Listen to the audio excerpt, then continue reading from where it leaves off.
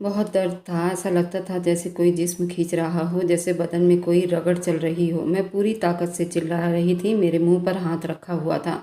उसका चेहरा डर से पीला पड़ चुका था। आंखों में आंसू तैर रहे थे। वे बार बार मुझे चुप रहने का इशारा कर रही थी, जैसे मेरी आवाज़ सुनकर कोई आफत आ जाएगी। मेरे पापा बहुत गुस्से वाले इंसान थे। इज्जत के नाम पर कुछ भी कर गुजरने वाले थे। मैं जानती थी अगर पापा को मालूम हो गया कि मैं बिना शादी की माँ बनने जा रही हूँ तो वह एक पल नहीं लगाते मुझे मारने में। वही माँ ने जो सिर्फ जिस्म को जख्मी करके बल्कि आत्मा को भी निकाल रही थी। मेरा पूरा बदन टूट चुका था। पेट में दर्द की बहुत तेज लहर थी। बर्दाश्त नहीं हो रही थी। मुझे समझ नहीं आ रहा था मैं यहाँ कैसे पहुँची। ये सब क्यों हो रहा है। मेरे जिस्म से ज़िंदगी का रंग जैसे छिन चुका था। और फिर वह पल आया जब दर्द मेरी बर्दाश्त से बाहर हो गया। मैं चीखी थी, रोई थी और फिर सब कुछ काला सा हो गया था। जब आँख खुली तो मेरे आसपास सब कुछ बदल चुका था। मैं एक फुटपाथ पर गंदी चादर बिछी थी और मेरे बगल में एक छोटा सा बच्चा पड़ा हुआ था। वो मेरी छाती से चिपटा हुआ था, रो रहा था, भूखा था। मेरे जिस्म पर पुराने कपड़े थे। मेरा सर चकरा रहा था। लोग मुझे घूर रहे थे, कुछ तरस खा रहे थे, कुछ नफरत से देख रहे थे। किसी ने मेरे पास कुछ पैसे रख दिए, किसी ने खाने का पैकेट, और मैं शर्म से ज़मीन में धंसती जा रही थी। ये मैं कहाँ आ गई थी? क्या ये मेरी ज़िंदगी था? ये किसी और की सज़ा जो मुझे भुगतने को मिला? बच्चा बहुत कमज़ोर था। उसकी सांसें धीमी चल रही थी। मैंने कांपते हाथों से उसे उठाया। उसकी आंखें मुझसे सवाल कर रही थी, माँ तू कौन है? मैं भी यही सवाल खुद से करती थी। मैं कैसे यहाँ पहुँची? मैं तो कुछ जानती नहीं थी। मुझे तो याद भी नहीं किसने मुझे छुआ, कौन था, किसने मेरी ज़िंदगी का सुकून छीन लिया था। मेरे दिमाग में बस एक धुंधली रात, कुछ चेहरे, कुछ हंसी, एक डांस क्लब और फिर अंधेरा। उसके बाद कुछ भी याद नहीं। मैं कैसे माँ बन गई, कौन था, और ये बच्चा मैंने पैदा किया, मगर मैं खुद अपनी हकीकत से बेखबर थी। सर्दी थी, जिस्म कांप रहा था। मैं बच्चे को लपेटकर अपने सीने से लगा लिया। लोगों की नज़रें चुभ रही थी, जैसे मैं कोई पापन हूँ, कोई मुजरिम हूँ, मगर मैं तो खुद एक दुखियारी थी, बेबस थी। मुझे पता नहीं था। एक पल के लिए मैंने फैसला किया, यहाँ पड़ी रही तो ना बच्चा बचेगा ना मैं। मैंने उस बच्चे को मजबूती से पकड़ा, आसपास देखा, फिर एक औरत से मैंने पूछा, यहाँ कोई अनाथ आश्रम है? उसने पता बताया और मैं चल पड़ी। नंगे पैर, आंखों में आंसू, सीने में दर्द, हाथ में बच्चा। अनाथ आश्रम के गेट पर पहुंची तो वहां के गार्ड ने मुझे ऊपर से नीचे तक देखा, जैसे कोई बुरी चीज दरवाजा खटखटा रही हो। क्या चाहिए? मैंने कांपती आवाज में कहा, काम और इस बच्चे के लिए जगह। उन्होंने अंदर मैनेजर को आवाज़ दी। वहाँ की मालकिन एक बूढ़ी औरत थी, चेहरे पर बहुत गुस्सा मगर आंखों में थोड़ी नरमी। ये तुम्हारा बच्चा है? मैंने हाँ में सिर हिलाया। नाम क्या है तुम्हारा? मेरा नाम? मेरे होठों पर कोई भी नाम नहीं आया। मैं क्या नाम रखती? कोई भी तो नहीं था जिसके नाम पर रखती। आखिर में हिचकिचाते हुए कहा, रोशनी। रोशनी रख लेती हूँ, क्योंकि वही मेरे अंधेरे में एक छोटी सी रोशनी थी। बूढ़ी औरत ने मुझे एक छोटे कमरे में जगह दे दी और सफाई का काम सौंप दिया। मैं दिन रात काम करती, बाथरूम साफ करती, बर्तन धोती, फर्श साफ करती, मगर मेरी नज़र रोशनी पर होती। वही मेरी ज़िंदगी थी। कभी कभी वो बीमार हो जाती तो मैं सारी रात जागती रहती, उसके जिस्म पर गीला कपड़ा रखती, भगवान से प्रार्थना करती। पैसे नहीं होते तो लोगों के आगे हाथ फैलाती, जो कुछ मिल जाता उसी में दिन बिता लेती। आश्रम में कई बच्चे भी थे, उनके साथ भी मेरा लगाव हो गया था। वो मुझे रोशनी की माँ कहकर बुलाते थे। दिल में कुछ सुकून मिल जाता था। वक्त थोड़ा थोड़ा आगे बढ़ने लगा, मगर जख्म वहीं के वहीं थे। मैं हर रात सोने से पहले आसमान को देखती, सवाल करती, क्यों मेरे साथ ये सब? इसमें मेरी क्या गलती थी? अगर नहीं तो सज़ा क्यों मिली? और अगर थी तो क्या ये सज़ा कम थी? अक्सर रात में सपने आते, वही धुंधला चेहरा, ज़बरदस्ती हड़बड़ाकर उठ जाती, रोशनी को सीने से लगा लेती। रोशनी अब बड़ी हो रही थी। उसकी आंखों में वही रंग था जो मेरे दिमाग में कहीं कहीं छुपा हुआ था। कभी कभी मैं सोचती, शायद वह आदमी मेरे सामने आ जाए और मैं पहचान लूँगी, मगर क्या मैं तब बोल सकूँगी? क्या मैं बदला ले सकूँगी, या सिर्फ चुप ये सब सहती रहूँगी?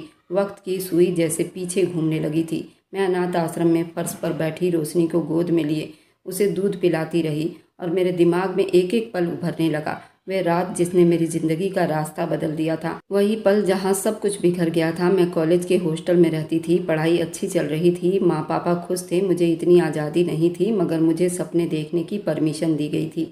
हॉस्टल की लड़कियाँ कभी कभी पार्टी करती थी। मैं आमतौर पर दूर रहती थी, लेकिन उस दिन मुझे कहा गया, बस आओ, कुछ नहीं होगा, मैं मान गई। शायद अंदर से मैं भी आम जिंदगी का मजा चखना चाहती थी। वो मामूली सी रात थी, मेरी जिंदगी की आखिरी सुकून की रात थी। पार्टी एक बड़े कमरे में थी, म्यूजिक बज रहा था, लड़कियां और लड़के डांस कर रहे थे, सब कुछ खुशी से बीत रहा था। मैं एक कोने में बैठी एक कोल्ड ड्रिंक का गिलास हाथ में पकड़े बस आस पास देख रही थी। किसी ने जबरदस्ती कुछ नहीं कहा, मगर एक लड़की ने आकर कहा, ये लो, ये जूस भी पी लो, जरा खास है। मैंने हिचकिचाते हुए पी लिया, उसका स्वाद चखने के लिए जुबान पर रखी। वहाँ सब खुश थे, मैंने भी पी लिया। फिर सब कुछ धुंधला होने लगा, वह कमरा घूमने लगा, आवाज़ दूर होती गई। जब आँख खुली तो मैं बिल्कुल अकेली थी। कमरा खाली था, बिस्तर की चादर उलट पुलट थी, मेरा जिस्म बिना कपड़ों के था, आंखें सूजी हुई थी, बदन दर्द में डूबा हुआ था। मैं चीखना चाहती थी मगर आवाज़ गले में अटक गई। मेरे जिस्म पर जख्म नहीं थे मगर मेरी आत्मा पर निशान पड़ चुके थे। मैंने कपड़े पहने धीरे धीरे कमरे से निकली। किसी ने नहीं पूछा, किसी ने नहीं रोका। मैं हॉस्टल के कमरे में जाकर बंद हो गई। आईने के सामने खड़ी होकर खुद को देखी, आंखें खोली, चेहरा सूजा हुआ था, जैसे मैं खुद से अजनबी हो चुकी थी। अगले दिन मुझे बुखार हो गया, मैं क्लास नहीं गई। सबने समझा शायद बीमार होगी, मगर अंदर में ख़त्म हो चुकी थी। कुछ दिन बीते, मैं किसी से बात नहीं करती थी। क्या कहती, क्या सबूत था मेरे पास, कौन सुनता? और अगर सुनता भी तो इल्ज़ाम मुझ पर ही आता। और एक दिन वह हुआ जो मैं सपने में भी नहीं सोच सकती थी। फिर एक दिन पीरियड्स आना बंद हो गया। मैं घबरा गई, पेट में अजीब सा एहसास हुआ था। मैंने दोस्त से चुपके से टेस्ट करवाया। जब 2 लकीरें आई तो मेरी आंखों से रोशनी छिन गई थी। मैं माँ बनने वाली थी, मुझे यकीन नहीं आया। मैंने कई बार टेस्ट को देखा मगर नतीजा वहीं का वहीं था। मैं ज़मीन पर बैठती रो रही थी, खुद को कोसती रही। उस रात चुप से माँ को बुलाया, उन्हें सब कुछ सच बताया, सिर्फ इशारे में। वो मेरे सामने बैठी, उनके होंठ काँप रहे थे पर आंखें छलक गई थी, मगर वह कुछ बोली नहीं। कहा, अब ये राज रखना होगा, इस बात की जरा भी भनक हुई तो बहुत मुसीबत आ जाएगी। तेरे पापा को पता नहीं चलना चाहिए। मैंने सर हिलाया, मेरे पास कोई और रास्ता नहीं था। मैंने पापा का घर छोड़ दिया, मैं अपने मौसी के घर आ गई। पढ़ाई भी छूट चुकी थी, पेट बढ़ता गया, कई चीज़ें खाए जिससे बच्चा नुकसान हो जाए, दवाई खाई लेकिन बच्चा नुकसान नहीं हुआ। दिन बीतते गए, मैं बेचैन होती गई। आईने में अपने आप को देखती, शर्मिंदगी की चादर में खुद को लपेट कर रखती। दर्द शुरू हुआ तो मैं बुरी तरह से चीखने लगी। माँ ने मुंह पर हाथ रख दिया कि कहीं बाहर कोई ना सुन ले, और घर में मौसा जी या मेरे पापा को पता चल जाती तो वह मुझे जान से मार देते। अंधेरे कमरे में बगैर किसी दवा के, बगैर किसी डॉक्टर के मैंने बच्चे को जन्म दिया। हर चीख के साथ मेरी आत्मा निकलती महसूस हुई। खून बहता रहा, सांस उखड़ती रही और फिर बेहोश हो गई। और जब आंख खुली तो खुद को फुटपाथ पर पाया। अपनी बेटी रोशनी को लेकर अनाथ आश्रम के तरफ कदम बढ़ा दिए। मेरे सामने एक कड़ी परीक्षा मेरा रास्ता देख रही थी और अब वही रोशनी मेरे लिए रोशनी थी, मगर जिसने मुझे बर्बाद किया वह अभी मेरे अंदर जिंदा थी। अनाथ आश्रम की दीवारों पर नमी थी, छत से पानी टपकता था, मगर दिल में जो दर्द था वह उन सबसे गहरा था। रोशनी अक्सर बीमार पड़ जाती। अनाथ आश्रम की दाई माँ कभी उसे डांटती, कभी तरस खा लेती थी, कभी कहती तेरी बवाल है, इसे ले जा यहाँ से। मैं चुप रहती, दिल में खालीपन बढ़ता जाता। दवा के पैसे नहीं होते थे। मैं गलियों में जाती, भिखारी के साथ बैठ जाती, कभी 200 रुपए के लिए किसी बीमार औरत के आगे झुक जाती, कहती बच्चा बीमार है, दवा लानी है, और वो या तो कुछ 10 रुपए या 20 रुपए देती, दूर हटा देती, जैसे मैं कोई बीमार हूँ। मेरी इज्जत, मेरी जुबान, मेरा जिस्म, सब कुछ नोच लिया गया था वक्त ने, और अब मैं बस एक खामोश बेजान थी जो हर पल गूंजती थी, मगर कोई नहीं सुनता था। रोशनी के चेहरे पर पसीना आता, उसके पलकें थरथराती तो मैं पागल हो जाती। उसकी ममता में ये बच्चा क्यों सजा काट रहा था? वह मासूम है, उसका क्या जुर्म है? लेकिन सवालों का जवाब नहीं होता। मैं आईने में खुद को देखती, वही सूजी हुई आंखें, बिखरे हुए बाल, वक्त के चेहरे पर जहर लिख दिया गया हो। मैं अपने मुजरिम का चेहरा याद करना चाहती थी। सोचती थी कि शायद कभी कोई कुछ भी सिरा याद आ जाए, कोई हंसी, कोई पल, मगर कुछ नहीं। सिर्फ एक सन्नाटा था, एक अंधेरा जो मेरे दिमाग के दरवाजे बंद कर चुका था। कई दिन ऐसे आते जब खाने को भी कुछ नहीं होता। मैं रोशनी के लिए कुछ चावल चुपके से बचा लेती, खुद भी भूखी सो जाती। एक बार वह बुरी तरह से बीमार हुई, बुखार में कांप रही थी। मैं पूरे शहर के दवाई खानों को चक्कर लगाती रही। एक ने तरस खाकर पुरानी दवा दे दी। मैं उसे लेकर अपने बच्ची के पास भागती हुई आई, नंगे पैरों में पड़े छालों की परवाह भी नहीं की। रोशनी की सांस थोड़ी ठीक चलने लगी तो लगा जैसे खुद दोबारा जिंदा हो गई हूँ। उस रात मैं छत पर जाकर आसमान को देखती, चांद को देखती और बस चुप से रोती। वही चांदनी, वही आसमान जिसके नीचे मेरी जिंदगी बर्बाद हुई थी, अब वही मेरी बेटी की सांसों की गवाही थी। मैंने कुछ बच्चों को पढ़ाना शुरू किया जो अनाथ आश्रम में थे। उन्हें हिंदी सिखाती। शायद उनकी किस्मत मेरी बेटी से अच्छी हो। उनके माँओं ने उन्हें छोड़ दिया था, दुनिया छीन ली थी उनसे। मेरे जैसी माएँ जो खुद से भी हार गई थी या उन्हें हालात ने हरा दिया था। मैं उनमें खुद को देखती थी और सोचती थी, क्या मैं भी अपनी बच्ची के साथ ऐसा कर जाती अगर मेरी माँ मुझे सड़क पर ना फेंकती। हाँ, मेरी माँ ने मुझे बच्चे समेत बाहर फेंक दिया था क्योंकि मैंने एक बेटी को जन्म दिया था और उनकी इज्जत पर आँच आती। मेरी और भी बहन भाई थे, उनकी शादी ना होती। मेरे पापा का समाज में अच्छा खासा नाम था, वह खराब हो जाता। इसी वजह से मुझे सड़कों पर फेंक दिया गया था। पर फिलहाल मेरे मुजरिम मेरे माँ बाप नहीं थे, मैं खुद इस सब की जिम्मेदार थी। मैं अपने अंदर एक खामोशी लिए बैठी रहती। मेरे माँ ठीक होंगे, सिर्फ दीवारें सुनती थी। किसी को क्या फ़र्क पड़ता मेरे साथ क्या हुआ। किसी ने नहीं पूछा, किसी ने नहीं रोका। अब मैं खुद एक माँ थी, मैं एक माँ का दर्द समझ सकती थी।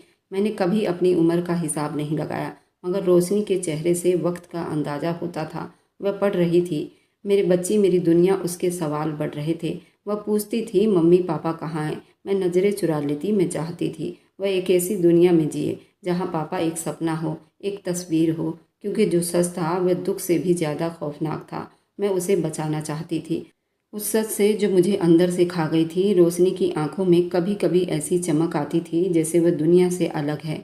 शायद वो मेरे जख्मों से नहीं, मेरे सब्र करने से बनी हो। हमारे अनाथ आश्रम में कुछ बड़े लोग आ रहे थे जो उस अनाथ आश्रम के लिए चंदा करते। वहाँ की मैनेजर ने हमें तैयार रहने को कहा। मैंने पूछा तो उन्होंने बताया कि वह सर हमेशा यहाँ आते रहते हैं, उनका नाम शिवम है। वो पूरे अनाथ आश्रम में जैसे बिजली सी दौड़ गई। सबके चेहरे हैरानी से उभर गए। मैंने किसी से पूछा, ये कौन है। जवाब मिला, इसका विदेश में कई ट्रस्ट का मालिक है और ये बहुत मशहूर आदमी है, मीडिया हर जगह उसकी तारीफ करती है। मैंने सोचा चलो ठीक है, जैसे और लोग आते हैं ये भी आ जाएगा। मुस्कुराकर बच्चे से मिलेंगे, कुछ तस्वीरें लेंगे, फिर चले जाएंगे। मेरी जिंदगी तो वैसे भी तस्वीरों के पीछे दबी हुई थी, उनका क्या असर होगा। अब बच्चे कतार में खड़े हो गए थे। रोशनी मेरी गोद में थी, मैं बेखबर अपनी हंसी में मगन। मैंने उसे जमीन पर खड़ा किया, वह कांप रही थी, मेरे बाजू से लिपट गई। मैंने नरमी से कहा, बस कुछ पल, फिर हम अपने कमरे में चले जाएंगे। दिल में बेचैनी थी मगर मैंने उसे दबाए खुद को समझाया ये सब नॉर्मल है। फिर दरवाज़ा खुला और वह अंदर दाखिल हुआ। शिवम कोट पैंट में, कंधों पर एक बड़ी सी सोल रखे हुए, चेहरे पर मुस्कुराहट मगर आंखों में एक झलक थी जो शायद मैंने कहीं देखी थी। देखते मेरा जिस्म सुन्न हो गया था। जो मेरी आंखों ने देखा पर दिमाग ने मना कर दिया, मगर दिल ने जैसे कुछ कहा। एक पल के लिए लगा मैं आईना देख रही हूँ। रोशनी का चेहरा किसी और के चेहरे में बिल्कुल कोई फर्क नहीं था। उसकी आंखें, वही नाक, वही माथा, वही। मैंने खुद को झाड़ दिया। वहम हो, शायद दिमाग खेल खेल रही हो। मगर फिर उसने सीधा मेरी तरफ देखा। हमारे बीच कोई और नहीं था। मेरी आंखें उसके चेहरे से चिपक गई और उसकी निगाहें मेरी बेटी पर पड़ी। रोशनी खेलते खेलते थोड़ी दूर जा चुकी थी। शिवम कुछ कदम आगे बढ़ा और वहीं रुक गया। वह रोशनी को देख रहा था जैसे वह बरसों से तलाश कर रहा हो। फिर बगैर किसी सवाल के उसने रोशनी को गोद में उठा लिया। रोशनी पहले तो सहम सी गई, फिर जल्दी ही उसकी गोद में तसल्ली में हो गई। मैं एकदम आगे बढ़ी, कुछ कहने वाली थी लेकिन जुबान साथ छोड़ गई थी। जैसे हवा बंद हो गई हो, जैसे वक्त रुक गया हो। सब लोग तालियां बजा रहे थे, बच्चे खुशी से शोर मचा रहे थे। दाई माँ तस्वीर खिंचवाने में बिजी थी और मैं बस पत्थर बनी खड़ी थी। मेरी आंखें उसके चेहरे से नहीं हट रही थी। वह रोशनी के माथे को चूम रहा था। उसकी उंगलियां रोशनी के गालों को छू रही थी जैसे बरसों का रिश्ता हो। फिर उसने अचानक नजरें उठाकर मेरी तरफ देखा। हमारी आंखें मिली। एक झटका सा लगा, जैसे कुछ पहचानने की कोशिश कर रहा हो, जैसे उसे कुछ याद हो। मैंने जल्दी सर झुका लिया। मेरे दिल की धड़कन तेज हो गई, पसीना माथे पर आ गया। वह जान गया था, उसे अंदाजा हो गया ये बच्चा। मैंने खुद को फिर टोका, नहीं ऐसा मुमकिन नहीं है, ये इत्तेफाक हो सकता है, सब कुछ इत्तेफाक हो सकता है। मगर दिल कुछ और कह रहा था। प्रोग्राम खत्म हुआ, सब बच्चों से मिल चुका था मगर रोशनी को उसने काफ़ी देर। मैंने रोशनी को जल्दी सीने से लगा लिया जैसे उसका छिन जाने का डर हो। वो मुझसे लिपट गई, बोली, मम्मी अंकल अच्छे थे, उनकी खुशबू पापा जैसी थी। मेरा दिल एक पल के लिए रुक सा गया। पापा जैसी? वे तो कभी किसी बाप से मिली भी नहीं, उसने कभी बाप को देखा भी नहीं। ये शब्द कहाँ से आया? या किस्मत ने उसके परवरिश के लिए कोई इशारा भेज दिया था? मैं सारी रात नहीं सो पाई थी। शिवम का चेहरा आंखों के सामने आता, वही आंखें, वही नैन नक्श जो रोशनी के चेहरे पर मुझे दिखती थी। अब दिल यकीन करने को तैयार नहीं था मगर दिमाग सवाल कर रहा था, अगर वही है तो उसे कुछ भी याद क्यों नहीं आया? पर अगर याद है तो वह क्या चाहता है? ये मेरी ज़िंदगी का दूसरा पड़ाव था। मैंने रोशनी को गोद में लिया, उसके चेहरे को चूमा। एक फैसला दिल में कर लिया, मैं अब चुप नहीं रहूँगी। अगर वही है जिसने मेरी ज़िंदगी को इस मोड़ पर लाया है, मैं उसके सामने खड़ी हो जाऊँगी, चाहे नतीजा कुछ भी हो जाए। मुझे उसके मुंह से वह सब कुछ जानना है। वह हादसा नहीं था, कुछ न कुछ छुपाया हुआ था, और अब मैं और ज़्यादा चुप नहीं रह सकती थी। शिवम की नज़र, उसकी नई पहचान, सब ने मुझे जकड़ कर रखा था। मेरी चुप्पी अब किसी काम की नहीं थी। जंग शुरू हो चुकी थी, सच की जंग, इंसाफ की जंग और माँ होने की हक की जंग। शिवम कुछ देर रोशनी को गोद में लिए खड़ा रहा। उसकी आंखें जैसे वक्त के धुंध में किसी बीते हुए कल को खोज रही हो। जब भी आता था न मुस्कुराता था, बस चुप से रोशनी के चेहरे को तकता था। मैं थोड़ी पीछे खड़ी थी। एक पल मेरा दिल किसी बम की तरह धड़क रहा था। मेरे कदम वहीं रुक गए थे। मैं न आगे बढ़ पा रही थी, न पीछे हटने की हिम्मत हो रही थी। आंखें धुंधला रही थी। दिमाग में एक ही शब्द गूंज रहा था, क्या वह जान चुका था या कुछ महसूस कर चुका है? उसने रोशनी के बालों में हाथ फेरा, धीरे से उसका माथा चूमा, पर वह अजीब था। उसमें बाप का साया महसूस हुआ था, जैसे बरसों से जुदाई के बाद कोई अपना छू रहा हो। मैं होंठ दांतों में दबाए, कोई चीख ना निकल जाए। ये सब बर्दाश्त करना बड़ा मुश्किल होता जा रहा था। रोशनी की गोद में उसका आराम से बैठना, उससे हंसकर बातें करना, जैसे अपनी पहचान बता रहा था। ये वही बच्ची थी जो बुखार में तपती रहती थी, जिसके लिए मैं भीख मांगने पर भी तैयार हो गई थी। आज वह एक अजनबी की बाहों में ऐसी बैठी थी जैसे उसके सच में पिता हो। वह अजनबी शायद मेरा मुजरिम था, शायद मेरी बेटी का बाप। और मेरी तरफ आंखें टकराई तो एक पल के लिए सब कुछ थमसा गया। वह पल ऐसा था जैसे कोई पुराना सपना आंखों के सामने जिंदा हुआ हो। उसकी आंखों में उलझन थी, जैसे वह कुछ पहचानना चाहता हो, जैसे किसी पुराने परछाई की तरह मेरे दिमाग में उभरा हो। मैंने नजरें झुका ली, मगर देर हो चुकी थी। वह कदम बढ़ाकर मेरे पास आया, रोशनी को धीरे से बाजू में संभाला, हल्की आवाज में पूछा, ये बच्चा कहाँ से आया? मेरी जुबान लड़खड़ा रही थी, मैं तैयार नहीं थी। दिल चाहा कि सब कह दूं, चीख कर बता दूं, ये तुम्हारा बच्चा है, वही जिसकी माँ तुमने अपनी यादों से मिटा दिया है, वही जिसको तुमने बर्बाद किया। लेकिन मैं चुप रही, पूरी टूट चुकी थी। मरे हुए शब्दों में कहा, जी ये अनाथ है, कोई इसे हमारे दरवाजे पर छोड़ गया था, हमने इसे पाल लिया। मेरी आवाज़ कांप रही थी, शायद वह सुन चुका था। उसकी निगाहें मेरे चेहरे पर थी, जैसे वो मुझे पहचानने की कोशिश कर रहा हो, चुप से मेरी धड़कनों को सुन रहा हो। उसने रोशनी की तरफ देखा, फिर मुझ पर नज़र जमाई। वह पल जैसे लंबा हो गया हो। फिर उसने धीरे से कहा, आप कब से यहाँ हैं? मैंने निगाहें फेरते हुए कहा, करीब 6 साल हो गए हैं। वह कुछ देर चुप रहा, फिर रोशनी को वापस मेरी गोद में दे दिया, एकदम पीछे हट गया। रोशनी उसके चेहरे को हैरानी से देख रही थी, जैसे अभी उसके गोद से मेरे गोद में आने का दिल ना हो। मैंने रोशनी को सीने से लगा लिया, मेरे दिल में घुटन होने लगी। शिवम ने दाई माँ से बातें की, फिर चला गया, मगर उसकी नज़रें बार बार पीछे पलटकर मेरी तरफ आ रही थी। मुझे लगा जैसे वह कुछ कहेगा, कुछ पूछेगा, मगर वह कुछ बोला नहीं, चला गया। उसके जाने के बाद मेरे कदम कमज़ोर हो गए। मैं रोशनी को लेकर अपने कमरे में आ गई, दरवाज़ा बंद किया, फर्श पर बैठकर फूट फूट कर रो दी। मुझे लगा मैं दोबारा उसी कमरे में पहुंच गई हूँ जहाँ वह जालिम होता था। मैंने अपने सीने से रोशनी को लगाया, उसके माथे पर किस किया और कहा, बेटी तेरा सच एक दिन खुद तेरे सामने आकर खड़ा होगा। उस दिन शायद मेरी चुप्पी टूट जाएगी। अगले दिन जब दाई माँ ने मुझे बताया, शिवम ने खास तौर पर तुम्हारे काम की तारीफ की है, वह चाहता है कि तुम इस अनाथ आश्रम की देखभाल करो, बच्चों के प्रोग्राम देखो। मैं चौंकी, दिल में वही बेचैनी जागी। क्या वो मुझे जानने की कोशिश कर रहा है, या बस एक एहसान है, या मुझ पर नज़र रखना चाहता है? मगर मेरे पास कोई जवाब नहीं था, सिर्फ सवाल थे। मैंने दिमाग में अपने सवाल बचा कर रखे थे। बच्चों को पढ़ाने लगी, कहानी सुनाने लगी।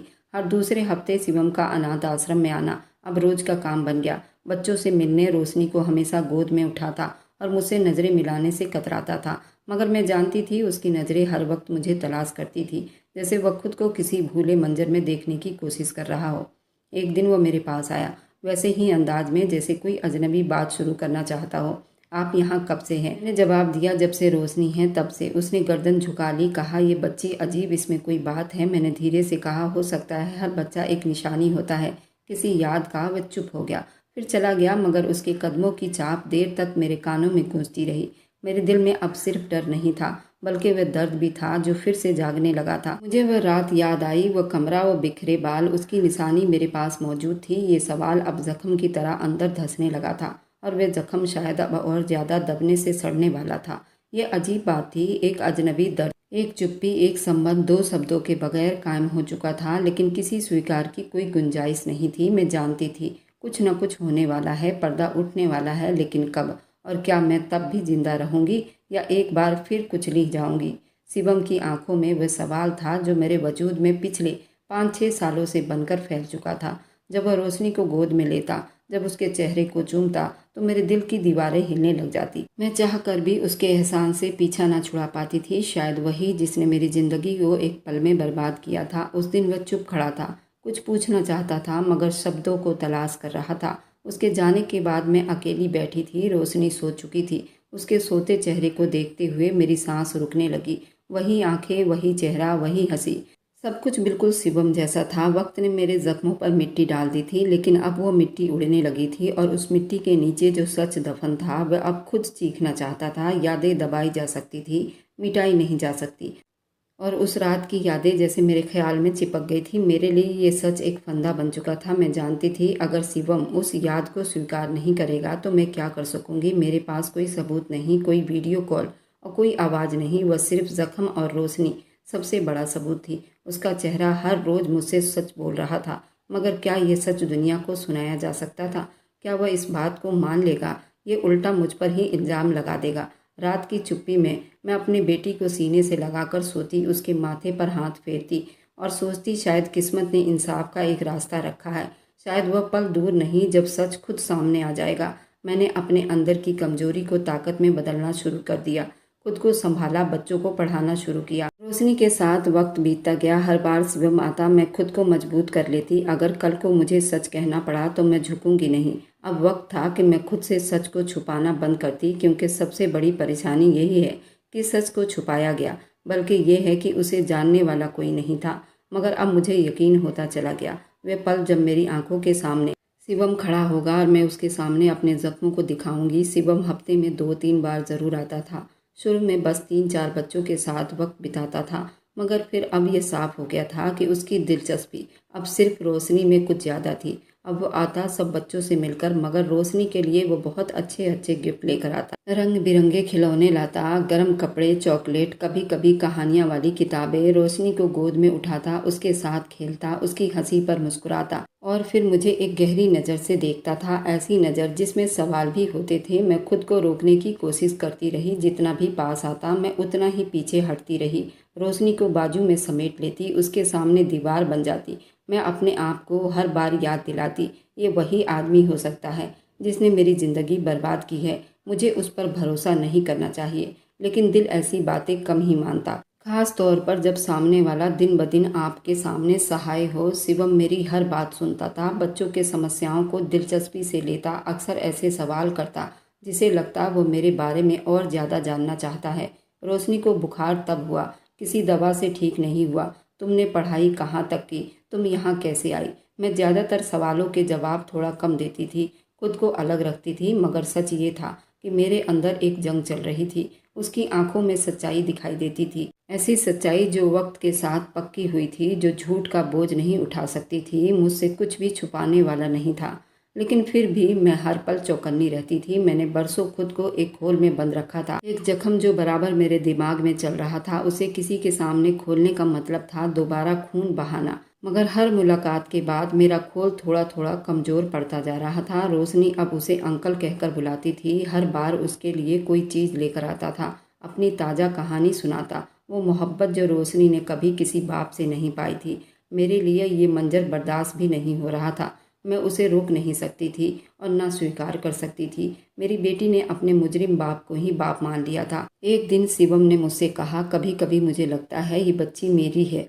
मेरा दिल धड़कना भूल गया। मैंने निगाहें झुका ली और कुछ न बोली। वह पल ऐसा था जैसे किसी ने मेरे सीने पर पत्थर रख दिया हो। मैं जानती थी वह सच बोल रहा है, मगर साथ ही ये भी जानती थी उसे ये कैसे मालूम हुआ। या किस्मत उसे ले जा रही थी उस सच की तरफ जिसे मैंने बरसों से छुपाया हुआ था, या बस जज्बाती सोच जिसका कोई सर पैर नहीं। या एक बार मुझे सिर्फ इल्ज़ाम मिलेगा, हमदर्दी नहीं, और शायद दिल अब नफरत से ज़्यादा मोहब्बत में दिलचस्पी लेने लगा था। यही मोहब्बत बीच में था जो उसने अनजाने में मेरे दिल की मुट्ठी में दबाया था, और जवाब चुप्पी से बढ़ रहा था। वह भी जानता था, मैं भी, मगर कुछ सच जुबान पर आने से पहले दिल को तैयार करना पड़ता है, और मैं भी तैयार थी। एक दिन एक पल में सब कुछ बदलने वाला था। अनाथ आश्रम में कुछ फाइलें खोजी जा रही थी जिसमें विदेश से आए पैसों का रसीद था।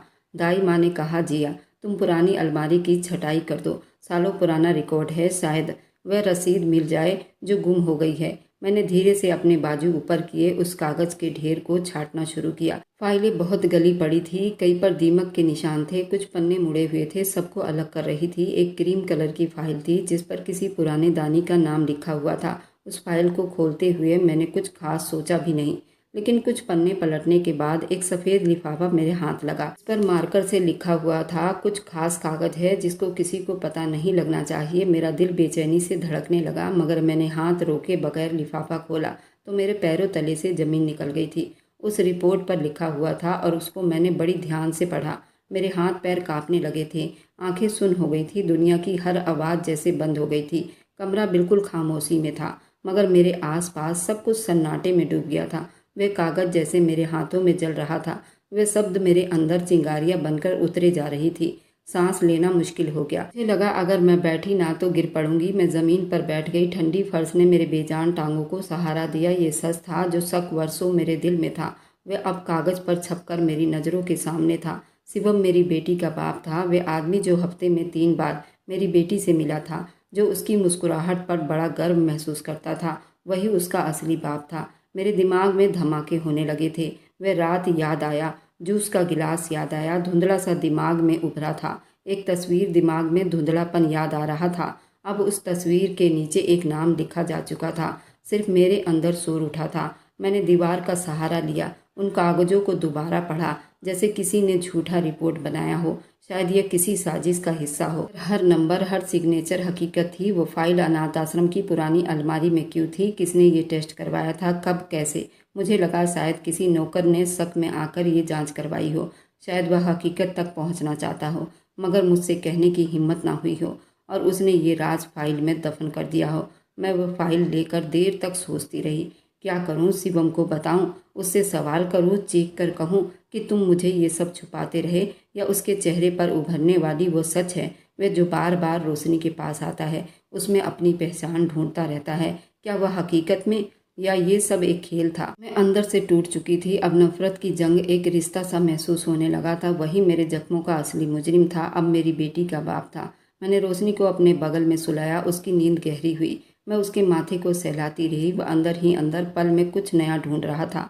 वह जो मेरी कोख से निकली थी, जिसे मैंने गलियों में मांग कर खिलाया, फुटपाथ पर सुलाया, जिसके लिए मैंने लोगों से भीख मांगी, वह किसी ताकतवर पैसे वाले की बेटी थी, जिस अनजान ने मेरी जिंदगी छीन ली थी। मगर अब मेरा सब कुछ बन चुका था। शिवम अगले दिन आया। हमेशा की तरह वह चुप था। हमेशा की तरह बच्चों के लिए गिफ्ट लेकर, रोशनी के लिए नया खिलौना, मेरे लिए एक नम भरी मुस्कुराहट। जानती थी वह, जिसे शायद अभी तक वह नहीं जानता था, और यही बात मुझे खुद बहुत परेशान करती थी। मैंने वह कागज को एक और बार पढ़ा। दिल की धड़कनें बेकाबू हुई थी। फैसला मुझे करना था, सच बताना था या चुप रहना था। एक बार फिर वही कब्र खोदनी थी जहां मैंने अपनी चीख दफन की थी। लेकिन अब ये सच सिर्फ मेरा ही नहीं था, ये रोशनी का भी था, और वह सच जो वक्त के साथ झूठ में छुपाया गया था। अब मैं बेकाबू हो चुकी थी। अब मैं बोलना चाहती थी। मेरी उंगलियां उस रिपोर्ट के कागज को थामे थी, और मेरी आंखें एक फैसला चाहती थी। वह फैसला जो शायद मेरी जिंदगी का सबसे भारी पल था। मगर मैं तैयार थी। अब सिर्फ एक कदम बाकी था। सब सामने रख देना था, और देखनी थी शिवम रोशनी का पिता है, मेरा मुजरिम। इस सच के सामने वह कैसा खड़ा होता है। दिल में डर की एक लहर थी जो हर पल बढ़ती जा रही थी। कमरे के कोने में मेज पर वह रिपोर्ट पड़ी थी, मगर मेरे दिल की धड़कन बेकाबू होने वाली थी। हर बार उसे हाथ में लेती, वापस रख देती। हर बार लगता अभी नहीं, अभी वक्त नहीं आया, और मौका मेरे दरवाजे पर खड़ा था। अनाथ आश्रम के ऑफिस में मौजूद था, हमेशा की तरह चुप और गंभीर, अपने सोचों में डूबा हुआ था। मैं कमरे में दाखिल हुई, दरवाज़ा बंद किया। हाथ में वो फाइल थी। मेरे कदम धीरे थे, मगर दिल में तूफान। उसने मेरी तरफ देखा। पहली बार ऐसा लगा जैसे वो गवाही बन चुकी है। मैंने कुछ खास नहीं कहा, बस फाइल उसके सामने रख दी, कुर्सी खींचकर बैठ गई। उसने सवालिया नजरों से मुझे देखा, फिर फाइल खोली। पल तक वो पन्ने पलटता रहा। चेहरे का रंग थोड़ा बदल रहा था। फिर अचानक उसकी आंखें एक जगह रुक गई, उंगलियां वहीं ठहर गई जहां DNA मैच लिखा हुआ था। उसके चेहरे पर हैरानी की ठंडी लहर उभरी थी। फिर सांस गहरी होती गई। वह सीधा होकर बैठा। रिपोर्ट को दोबारा गौर से पढ़ा, फिर वह कुर्सी से पीठ लगाकर कुछ देर के लिए बिल्कुल चुप हो गया, जैसे उस रिपोर्ट ने उसके पैरों तले से ज़मीन खींच ली हो। मैं चुप रही, एक शब्द नहीं कहा। दिल में शोर मचा हुआ था, लेकिन होंठ सिले हुए थे। आखिर वह बोला बहुत धीमी आवाज़ में, मुझे याद नहीं। फिर उसकी आंखों में नमी तैरने लगी। उस रात मैं नशे में था, पार्टी में कुछ पिलाया गया था। मुझे कुछ होश नहीं था कि मैंने क्या किया, किसको दुख पहुंचाया। मेरे अंदर एक ऐसी आग उठी जो बरसों से दबी हुई थी, चीखों से बनी थी। मैं चीख कर रोती हुई खड़ी हुई। याद नहीं थी तुम्हें? कुछ याद नहीं? और मेरी ज़िंदगी, मेरी कोख, मेरे वजूद का हर जख्म, वह सब क्या था? मुझे कुछ भी याद नहीं। मैंने अपना हाथ उठाया और एक जोरदार थप्पड़ उसके चेहरे पर मारा। कमरा गूंज उठा था। वह वहीं गिर गया था, मगर पलटा नहीं, सिर्फ नज़रें नीची कर ली। मेरी चीख उसकी वजह से मुझे लावारिस की ज़िंदगी बितानी पड़ी थी। मेरे दिन फुटपाथ पर बीते थे। वे लोगों की नज़रें, भीख, दुत्कार, वे सब कुछ तुम्हें याद नहीं। मेरी आवाज़ गले में फंस रही थी, मगर बरसों की परेशानी अब शब्द बनकर बाहर आ रही थी। वह तुम्हारी गोद में आराम तलाश करती रही। उस रात की सबसे कड़वी, सबसे प्यारी हकीकत, वह जिसे मैंने हर नज़र से बचा कर रखा। अपनी इज्जत के बदले वह तुम्हारी बेटी है। वह चुप रहा, फिर धीरे से खड़ा हुआ, मेरे पास आया। रोशनी उस वक्त ऑफिस के दरवाजे के पास खड़ी थी, मासूमियत से हमें देख रही थी। शिवम ने उसके तरफ देखा, धीरे से झुका, उसे गोद में उठा लिया। उसके आंसू अब उसके चेहरे से बहने लगे। मैं नहीं जानता था मैं उस रात का मुजरिम हूँ या नहीं, सिर्फ एक बेखबर गुनहगार। लेकिन अगर ये बच्चा मेरा है तो अब वो मेरा सब कुछ है। उसकी आवाज़ कांप रही थी। मैंने तुम्हारी ज़िंदगी छीनी, मगर शायद अब वापस नहीं दे सकता। लेकिन मैं रोशनी का बाप हूँ और मैं उसका हर कर्तव्य निभाऊंगा। जो तुमने अकेले बर्दाश्त किया, वह सब मैं मिटाना चाहता हूँ। मेरे आंसू थम नहीं रहे थे। वह मंजर मेरे अंदर दुखों का पहाड़ था। मेरी बरसों की नफरत एक पल में उसकी मोहब्बत को पाकर करछी करछी हो रही थी। शायद ये मोहब्बत नहीं थी, शायद ये हमदर्दी भी नहीं थी, लेकिन उसमें एक सच्चाई जरूर थी। एक बाप जो अपनी बच्ची को स्वीकार करने को तैयार था। एक आदमी जो अपनी गलती के बोझ को उठाने से नहीं डर रहा था। मैं चाहती तो उसे माफ़ ना करती, चाहती तो उसे रोशनी से दूर रखती, मगर सच्चाई ने अब जगह बना ली थी। झूठ की जगह, खामोशी की जगह, डर की जगह। उसने रोशनी को गोद में लेकर मुझसे कहा, मैं तुमसे कुछ नहीं मांगता, न माफ़ी न दूसरा मौका, सिर्फ इतना कि मेरी मौजूदगी रोशनी की ज़िंदगी से मत छीनना। उसे मेरा साया मिल जाए, इतना काफ़ी है। मैंने नज़र झुका ली। दिल कुछ कहने से परहेज कर रहा था। मैं भी माँ थी, में थी, लेकिन अब शायद किसी सच के मरहम से थम चुका था। मैंने दरवाजे की तरफ देखा। रोशनी अंदर आ रही थी। सच्चाई जब सामने आ जाती है तो अंधेरा पीछे हट जाता है। शायद ये सच है, हमें करीब ना लाए, शायद हम कभी एक ना हो। लेकिन रोशनी अब अकेली नहीं थी। उसे उसका बाप मिल गया था, और मैं अब सिर्फ दुखियारी माँ नहीं थी। मैं एक औरत थी जिसने सच को छुपाया नहीं, बल्कि उसका सामना किया। वह खुद को अब मेरे हवाले कर चुका था। मैं भी सब कुछ भुला दिया था और उसे अपना लिया। वह एक विदेशी आदमी था और भारत के कई अनाथ आश्रम में दान करता था। जब भी यहाँ आता वह क्लब में जरूर जाता, शराब पीता और अपनी रात को रंगीन करता। और उस दिन हम लड़कियों ने मिलकर उस क्लब को ज्वाइन किया था। खूब डांस किए थे, जूस पिया था, लेकिन उस जूस में क्या मिलाया गया था मुझे मालूम नहीं था। उस जूस की वजह से ही मैं उस आदमी के साथ उस कमरे में चली गई थी जहां मेरी ज़िंदगी खराब हुई थी। लेकिन उसमें गलती किसी की नहीं थी, सिर्फ मेरी थी। मैं भी उन अमीरों की तरह खुलकर जीना चाहती थी, लेकिन उस अमीरी के नशे में ये भूल गई थी जहां इज्जत की कोई वैल्यू नहीं होती। पैसों से आदमी सब कुछ खरीद सकता है, और उस रात मैंने अपना सब कुछ गंवा दिया था। और मेरी वीडियो आप लोग जहाँ कहीं से भी देखते हैं, कमेंट में अपने शहर और राज्य का नाम ज़रूर बताइए। मुझे आप लोगों के कमेंट पढ़ने में बहुत आनंद आता है, और उन सभी का मैं बहुत बहुत धन्यवाद करना चाहती हूँ जो लोग मेरी वीडियो को देखते हैं, लाइक करते हैं और शेयर करते हैं। अगर आपको आज की कहानी पसंद आई है तो वीडियो को ज़रूर लाइक कीजिएगा और अपने दोस्तों के साथ शेयर भी कीजिएगा। और हाँ, अगर अभी तक आपने हमारे चैनल को सब्सक्राइब नहीं किया है तो ज़रूर सब्सक्राइब कर लें। मिलते हैं हम अपनी कल की एक और नई दिलचस्प कहानी के साथ। मुझ पर सदा अपना प्यार और स्नेह बनाए रखना। सभी को मेरा प्यार भरा नमस्कार दोस्तों। खुश रहें, स्वस्थ रहें, मस्त रहें।